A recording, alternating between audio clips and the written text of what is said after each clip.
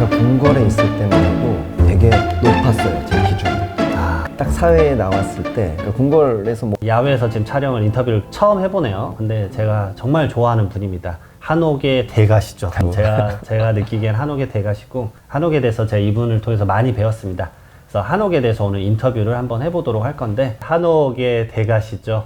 저희 김원천 소장님 소개해드리도록 하겠습니다. 안녕하세요. 네. 저는 차무리 건축, 한옥 만드는, 한옥 짓는 차무리 건축의 김원천입니다. 어떤 일을 하고 계시죠? 한옥 건축만 한다 그러면 이제 너무 두루뭉실할 것 같아서. 한옥을 설계하고 그 다음에 이제 설계 때 고칠 것인가, 새로 지을 것인가 이런 결정을 통해서 건물을 지어서 운영하시는, 아니면 사시는 분들한테 이렇게 계속 잘 살게 운영하실 수 있게 하는 한옥의 전반적인 전체 업무를 하고 있는 차무리 건축의 김원천입니다.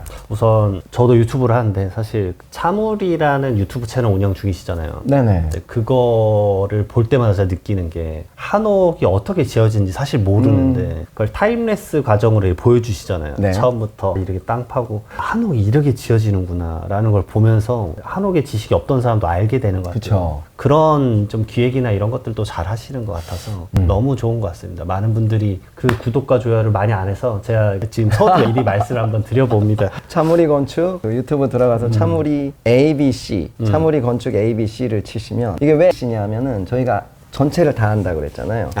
아키텍트, 빌딩, 크래프트 해가지고 저희가 그래서 ABC구나. 네, 그래서 ABC예요. 괜찮다. 그래서 그걸 치시면 들어오셔서 구독 부탁드리겠습니다. 자, 첫 번째 주제부터 좀 들어가는데, 사실 이거는 사실 개인적으로 좀 몇 번 여쭤봤던 것 같기는 한데, 이 한옥이라는 주제는 정말 좀 특별하잖아요. 사실 뭐 쉽게 경험하기도 어렵고 쉽지 않은, 정말 쉽지 않은 건데, 어쩌다가 이제 한옥에 좀 관심이나 내가 한옥으로 이렇게 뭔가 생업이죠. 어쩌면 생업이면서 삶을 살게 될 거라고 예측을 하셨었습니까? 처음부터 그러니까 이렇게 살겠다라고 목표를 세운 건 아닌데요. 제가 어렸을 때 매주 부모님하고 일종의 답사? 나 어렸을 때만 해도 주 6일 근무여가지고. 맞아요. 토요일까지 일하시고. 그러니까 부모님이 토요일까지 일하시니까 학교도 토요일까지 다녔으니까. 맞습니다. 그러면은 뭐 토요일 저녁 또는 일요일날 새벽같이, 당시 때 어디 놀러 간다 그러면 물론 뭐 용인 자연농원 뭐 이런 데도 있긴 했는데, 그런 데보다는 문화재나 뭐 천연 기념물 있는 장소들, 이런 데들을 많이 다녔는데, 갈 때마다 오래된 건물들, 뭐 사찰일 수도 있고 궁궐일 수도 있고, 그런 걸 보면서 막연하게 되게 멋있다, 오래된 건물들이 주는 그런, 나한테 주는 감각들이 되게 좋다라고 그냥 막연히 생각하다가 고등학교 때 건축과를 가야지라고 생각했고, 막상 건축을 전공하면서 그래도 막연하지만 우리 거를 좀 알아야 나의 건축을 제대로 할 수 있지 않을까 라는 고민에서, 그래서 한옥을 시작하게 된 계기는 이 땅에서 태어났고, 그렇다면 이 땅에 우리 선조들이 만들었던 건축을 공부를 해야 되겠다 해서 시작을 했습니다. 그게 결국 지금까지 왔네요. 근데 건축학과에서는 한옥을 막 엄청 전문성 있게 배우지는 않지 않습니까? 그렇죠. 그리고 약간 이게 막 거의 도제식으로 아마 배울 것 같은데. 맞아요. 처음에 그러면 이제 시작을 어디서 하셨는지 그것도 좀 궁금해요.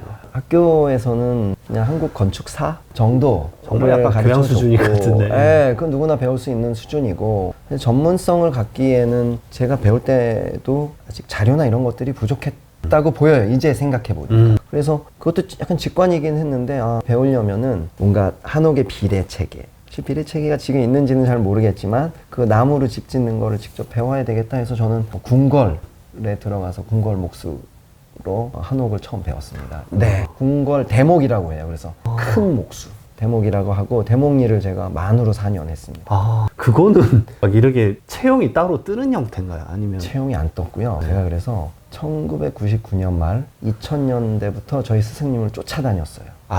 쫓아다니면서 막 그냥 학교 끝나고 가서 그냥 거기 가가지고 가만히 앉아 있었어요. 궁궐 창덕궁에 들어가서 뭐 하시나 보고, 넌 보니? 이러시고, 배우고 싶은데요. 그랬더니 그러면 본인이 지금 그러니까 주말에 뭐 가르치는 데가 있으니 거기 가서 좀 일단 기본은 배워라. 그래가지고 그때 2000년도에 그걸 다니고 네 그리고서는 2001년도부터 일 시작했죠. 아, 대목수님에게 이제 배우신 맞아요. 거네요. 쫓아다녔죠. 뭐 이렇게 채용의 무슨 기준 같은 거는 없었어요. 정말 약간 예전에 막 무림에 나오는 그런 스토리 같은데. 아, 그래서 이제 그 궁궐 관련된, 한옥 관련된 일을 그래서 한 4년 정도를 그렇게 배우시고, 그 다음에 나오셔서 이제 차무리 건설을 바로 하신 건가요? 그렇지 않았고요. 목수 일을 끝나고 설계 공부를 하고자 국가도시 건축이라고 지금 굉장히 유명한 설계사무소고 저한테는 설계를 가르쳐 주신 스님이시죠. 조정구 소장님 밑에서 만으로 6년, 수료는 8년 정도 공부를 하고 2014년도에 지금 회사를 창업했습니다. 10년이 거의 다 되셨는데. 10년 넘었어요. 네. 첫 본인의 이제 한옥 작품과, 그다음에 뭐 그때 이제 드렸던 것과 지금 최근에 또 작업을 하고 계시기 많으실 것 같은데, 어떠세요? 좀 이제 본인의 이제 스킬도 늘어나겠지만, 한옥에 대한 관점도 달라지셨을 것 같고. 그렇죠. 제가 궁궐에 있을 때만 해도 되게 높았어요, 제 기준은. 딱 사회에 나왔을 때, 그러니까 궁궐에서 뭐 사회에 나온다는 게 좀 이상하긴 하지만, 궁궐에서 배우고, 이런 지금 이 한옥을 비롯해서 도시에 나왔을 때 너무 작은 거예요. 궁궐에서만 하다가. 너무 큰 사이즈라다가. 아니 이게 집인가 싶을 정도로. 그런데 결국 사람이 사는 집을 공부를 했던 거고, 여기서 한 80년, 90년 된 집에서 사람들이 살고 죽고, 그러던 과정들, 그다음에 그런 생활의 작은, 그걸 역사로 부른다면은 작은 역사들이 이렇게 계속 축적됐던 모습들 보면서 이게 결국은 건축이고 이게 한옥이 가지고 있는 특성이구나 라고 생각을 했고, 처음에는 이랬어요. 제가 이제 궁궐에서 배웠을 때 기본적인 한옥을 짓는 보편적인 원리, 짓는 원리뿐만 아니고 이거를 짓게 하는 사회적 기반들이 있었을 때 뭐 궁궐, 사찰, 민가들이 지어졌어.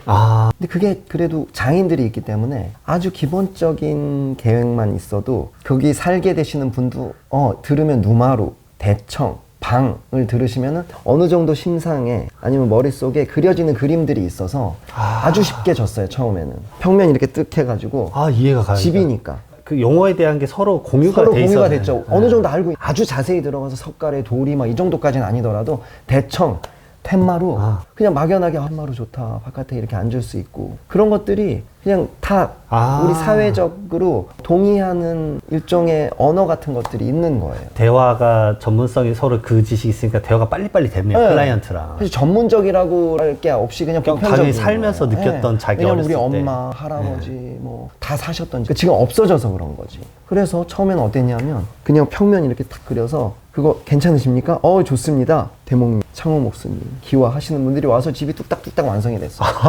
근데 지금은 조금 더 많은 조건들, 사회가 우리가 제가 처음 한옥을 배웠을 때, 그다음에 창업을 했을 때하고는 굉장히 사회가 많이 바뀌었어요.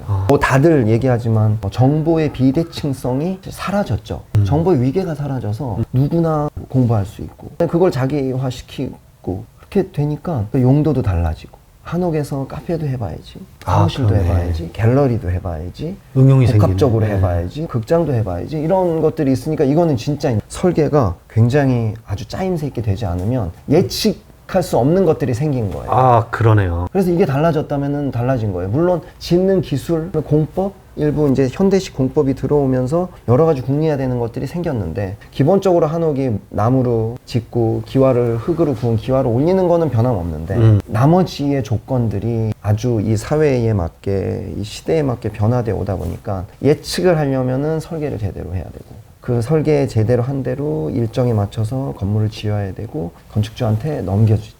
부동산 대학원 다니잖아요. 거의 뭐 집을 짓는다는 거, 내가 뭐 아파트 선분양을 받는다는 거는 미래를 예측할 수 있어야 되잖아요. 그것들이 한옥에도 적용돼요. 그러니까 어찌 보면은 되게 한옥의 발전이네요. 엄청 진화됐네, 진짜로. 그렇죠. 아니면 어쩌면 우리가 이 시기를 조금은 천천히 거쳤으면은 한옥이 이렇게 다 부서지지 않고, 우리가 파리나 런던이나 뉴욕 아니면 오래된 도시 갔을 때 얘네들은 막 한 1000년 된 집도 있어, 200~300년 된 집 있어, 그게 뭐 귀족들도 살았던 집들을 지금 부유한 사람들이 살고, 그런 게 있지 않았을까라는 생각. 그래서 저는 거기서 좀 걷는 거예요. 그걸 좀 더 만드시는 네, 그 과정이 있어야 된다. 그 과정이 없었던 게 아닌가라는 생각으로 지금 회사를 운영하고 있습니다. 사실 지금 있는 이 공간도 사실 스테이로 운영하시다가 지금은 이제 또 이제 업무 공간으로 또 바꾸시고 그렇죠. 결국 이런 것들에 이제 한옥 쓰임새의 변동에 맞춰서 맞습니다. 그 공간을 어떻게 활용하느냐 이런 거니까 그렇죠. 아, 참. 한 번씩 이렇게 들을 때마다 맨정신에 들으면 더 많이 와닿는 것 같습니다. 술 마실 땐 제가 이런 거 맞습니다.